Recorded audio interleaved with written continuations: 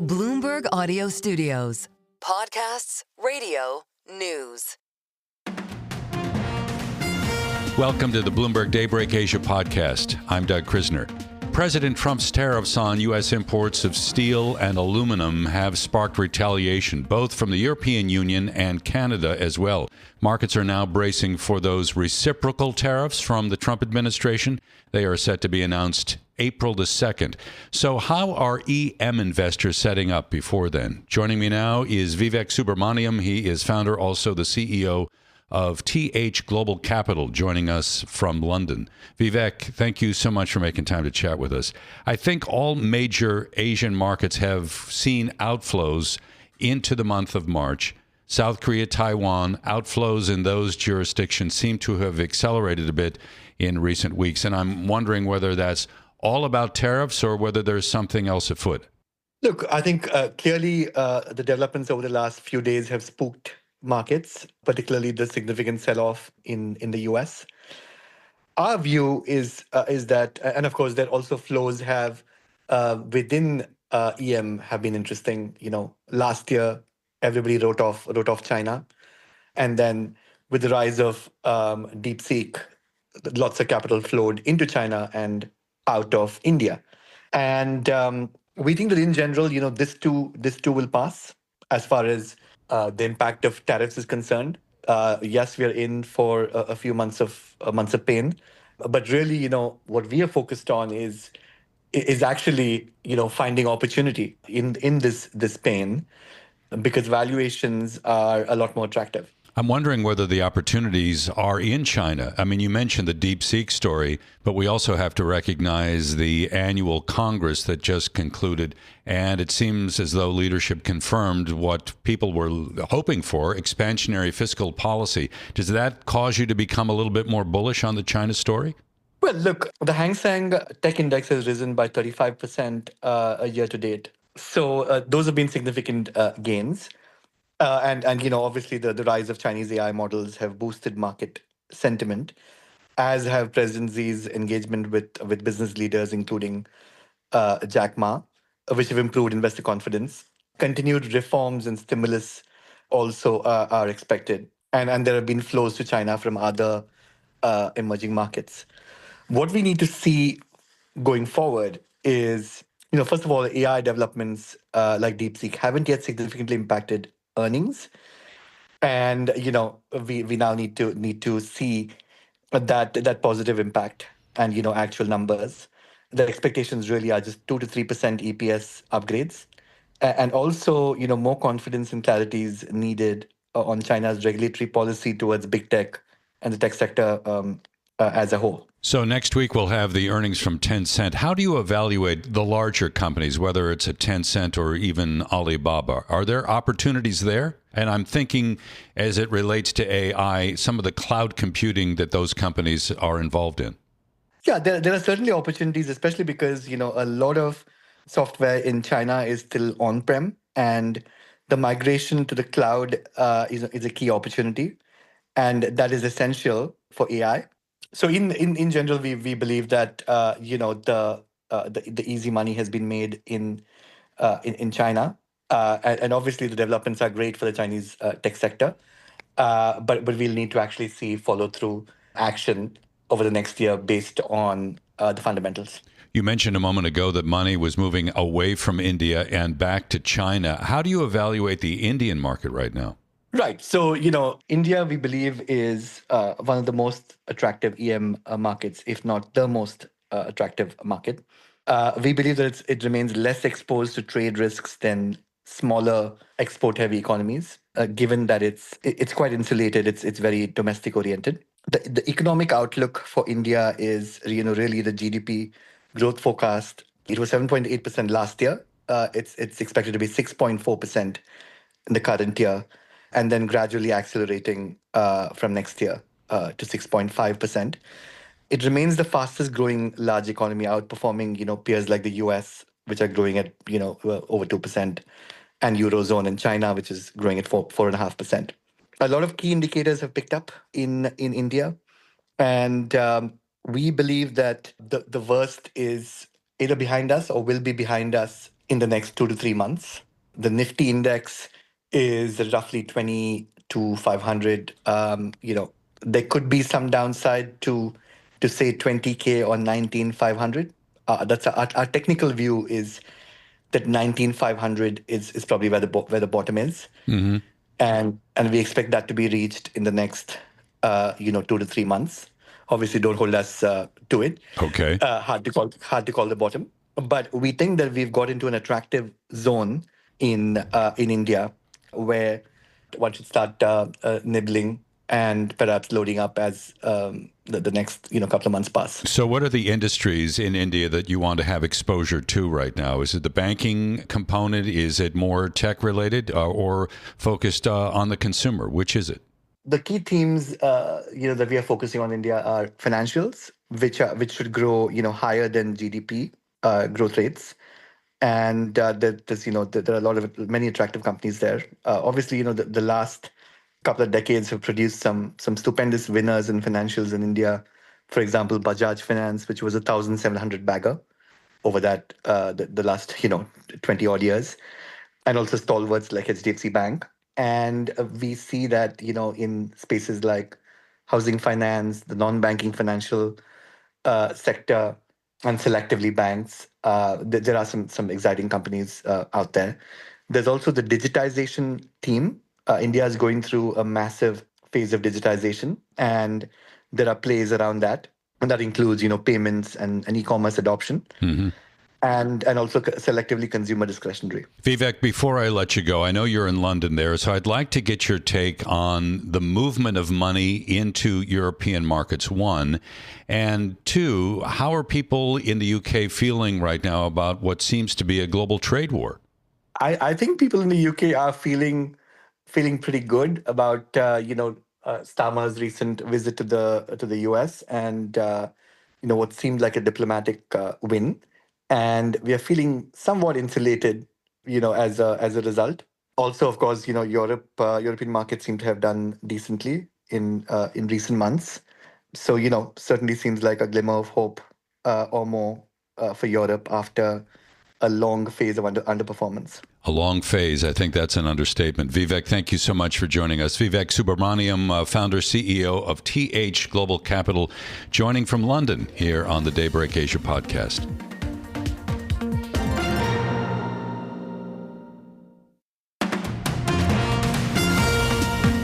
Welcome back to the Daybreak Asia podcast. I'm Doug Krisner.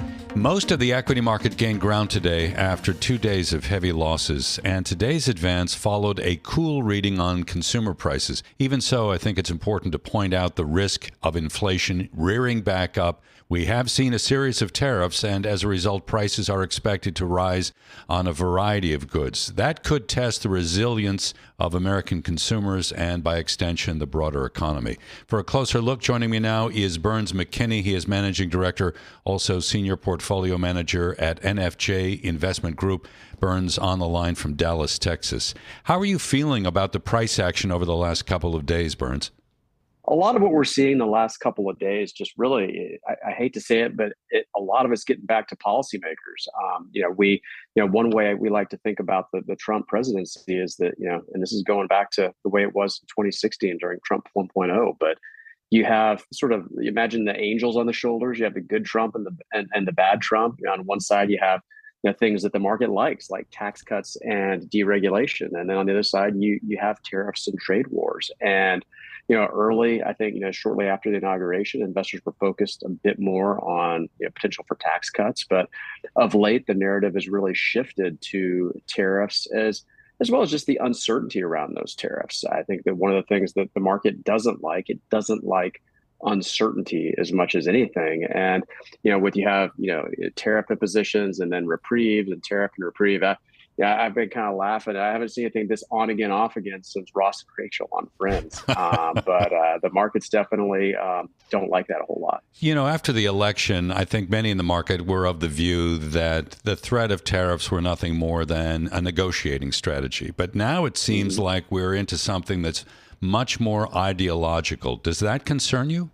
It absolutely does. I think that, again, tariffs can be useful as a tool or a negotiating tactic, but really is a means to an end rather than an end in and of itself. And I noted that, one of the things that, you think, well, what are the impacts? And, one of the macro effects is that uncertainty that I was just speaking of may lead companies to pause capital investments and slow down acquisitions and slow down hiring. And of course, really the biggest factor is, how does this impact Fed policy? And, the question that investors have is, whether the Fed is focused a little bit more on the inflationary impacts of the tariffs, which might cause it to pause interest rate cuts for longer, or whether it's focused on the longer term impacts that may slow future growth. I think that the Fed is in wait and see mode and trying to be data dependent, so we don't necessarily expect a cut in the near term. But that's really the place where investors should probably focus on, is the impact on the Fed.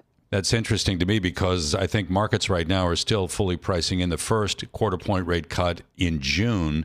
And I think in total, there's about 67 basis points of easing that has been factored in for all of this year. But you're of the view that the Fed is still going to kind of just drop back and adopt more of a wait and see approach. Is that it? We don't expect one in the near term, but probably June is, I think, what is being priced in. I think, 2 to 3 cuts this year is probably what would be expected. And that's a great example of exactly how the market is viewing this, because, as recently as a month ago, markets were only pricing in 1 cut. And so now I think that, what that is telling us is that the markets are actually focusing a bit more on the economic growth and the slowing of economic growth of tariffs, more so than even the inflationary impacts. But in general, I think that what investors can look at is that tariffs, if you look at history, they can be stagflationary. And I think that that's one of the and the fact that investors are starting to price in a little bit higher likelihood of a recession this year. Now, it's still less than 50%, but there's certainly a wait and see mode, and it's very, very difficult to predict what's going on. You could get a boost in the markets if we, if the call it the Trump put comes back into play, as the president maybe looks at the stock market as a scoreboard to help influence policy decisions. So it seems, though, that the health of the labor market is really the next great test for the growth story, right? That is. And at least the good news there is that the labor market has stayed solid. You had 150,000 jobs last month. It's down a little bit from some of the recent months, but nevertheless, I think one of the things that the economy can stand on is the fact that you're still looking at unemployment hovering pretty close to 4%. And we saw just yesterday that the number of job openings had crept up. And so that we're at a place now where the number of job openings is pretty close to equal to the number of those seeking, filing unemployment, which is, again, down from where it's been in recent years from the post-COVID surge. But it really puts us in a place that we're probably even better off there than we were in 2019. And the consumer has certainly been a workhorse. So take everything that you've been saying and formulate an investment strategy. What would it look like? Well, the first thing, when we start formulating an investment strategy, especially for longer term investors, the first thing you have to focus on is what are valuations right now? If you go back a year ago, markets were in many ways climbing a wall of worry. We were afraid of a recession with an inverted yield curve. We were afraid of high inflation, an uncertain election. And as of opening in this year, you had a lot of multiple expansion and valuation expansion that drove the markets up to north of 20% last year. That's the second big year in a row. Going forward, markets are still probably priced a little bit for complacency. You have valuation metrics are high. The way we're sort of looking at this year is that if last year was, think about football game, the quarterback threw the ball 40 yards downfield, you saw the same thing in 2023. This year and next year might be, because of those high valuations, more like the good old fashioned, run the darn ball and, 3 yards in a cloud of dust. I think investors, you certainly don't want to fight an accommodative Fed. You don't want to fight tax cuts either, but investors should probably expect more muted returns going forward. And so we wouldn't sell the market, but maybe focus on some areas that might be a little bit more defensive. Dividend paying stocks you're starting to see perhaps a broadening of returns and maybe a paradigm shift away from some of the mega cap tech towards areas like companies that are paying and growing dividends. I'd like to get your view on the American consumer. Recently, we heard from both Delta Airlines, American Airlines. They're very concerned about a pullback in travel. leisure travel, and by extension, that did some damage to hotels, also a company like Airbnb. How do you understand the American consumer right now in terms of their health? Well, again, job openings are still solid. And so, but at the same time, you are starting to see, you mentioned some of the travel companies have sounded alarms. Walmart was another one. I think it was a couple weeks back, whereas, they tend to be a bellwether for consumer spending, and they suggested that it is going to be a little bit softer. That said, I think that the good news there with respect to the consumer is that we're starting from a point of having a little bit of cushion. The consumer spending has been fairly solid to the point that, if we're seeing signs of softness now, we could be softening to something that after, big surges that we've had in 2022, 23, maybe something that's a little bit more long-term sustainable going forward. If you come out trying to run a marathon at 5-minute mile, you're going to burn up pretty quickly. But if you kind of come out at a little bit more measured pace, it could allow us to maybe push off any sort of hard landing for a little bit longer. So mortgage rates have come in a bit as well. I mean, that's got to be another positive. It is. I think that's certainly a positive. That said, housing valuations are still fairly rich, and so even with lower mortgage rates, which the economy certainly needs. I think that's something where the economy overall might not necessarily expect to get a big boost from housing, which is certainly a huge part of the economy. Are you inclined to look offshore, given everything that we've been describing here and some of the turbulence that's been associated with kind of the equity market behavior as it relates to questions over the impact of tariffs, where we go in terms of earnings, the inflation story, where the Fed is in all of this? I mean, are you inclined to maybe look to a place like Europe, or is that trade pretty much already been effectively put to good use? No, I think there's a lot of meat on the bone there as far as the overseas trade. You've had circumstances where U.S. equities have been this concept of U.S. exceptionalism has allowed U.S. equities to outperform over 5 years and 10 plus years, and that's not necessarily going to be unwound in the span of a month or two. And you have very historically wide valuation discrepancies whereby places like Europe or even the emerging markets trade in line with to even discounts to their historical averages, whereas the U.S. is trading at a premium. And one of the things that I think might be driving some of that near-term outperformance of overseas stocks of late has been that whereas the U.S. I think the U.S. is seeing the Fed pausing versus in the EU monetary policy may be a little bit easier going forward. And so there's a lot to like there, but it really, again, starts and finishes with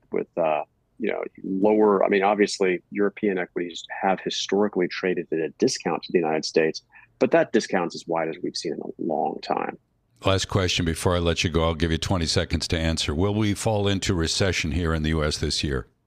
The odds are still against it. The odds have been climbing over the last couple of months, and there are fears of a hard landing or stagflation, but we're still looking at, certainly less than a 50-50 chance of a recession this year. Employment's fairly solid, and the Fed, you don't want to fight the Fed, and the Fed could revert to easing mode again. Burns, always a pleasure. Thank you so much. Burns McKinney there. He is managing director, also senior portfolio manager at NFJ Investment Group, joining from Dallas, Texas, here on the Daybreak Asia podcast.